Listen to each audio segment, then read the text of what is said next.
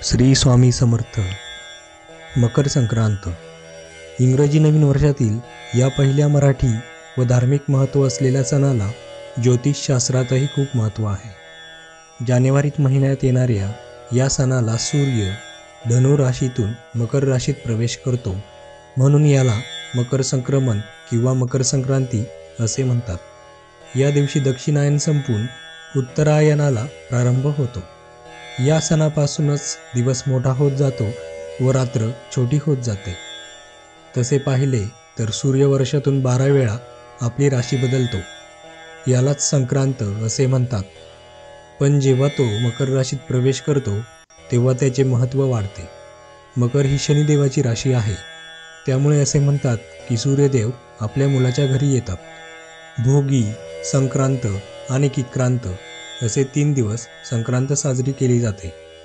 संक्रांती हे देवी स्वरूप असून संक्रांतीने शंकासूर आणि किंक्रांतीने दुसऱ्या दिवशी किंकरासूर या दोघांचा वध केला, अशी पौराणिक कथा आहे। या देवीचे रूप अन्य देवींप्रमाणे प्रसन्न व मंगलदायी नसून एक तोंड, 9 बाहू, लांब ओठ, दीर्घ नाक असे स्वरूप आहे।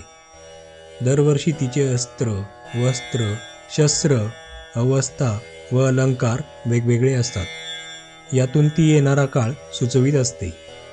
संक्रांत येणे म्हणजे संकट कोसळणे अशी भावना असून ती जिकडून येते तिकडे समृद्धी व जेथे जाते तिथे संकट येते अशी श्रद्धा आहे।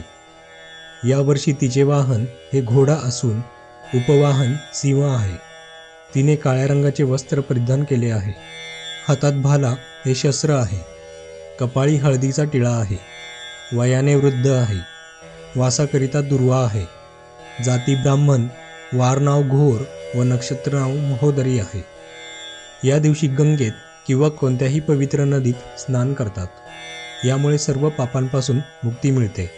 या दिवशी पिवळे वस्त्र परिधान करणे शुभ मानले जाते, त्यामुळे पिवळे वस्त्र परिधान करून सूर्यदेवतेची पूजा करावी। यानंतर सूर्यचालिसा पठण करावे व शेवटी आरती करून दान करावे।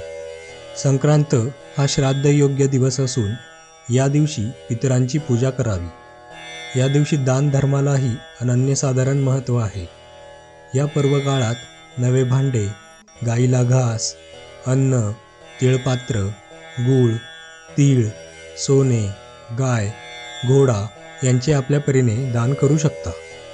तर ही होती मकर संक्रांतीबद्दलची माहिती। आपणास व्हिडिओ कसा वाटला हे आम्हाला कमेंटमध्ये कळवा।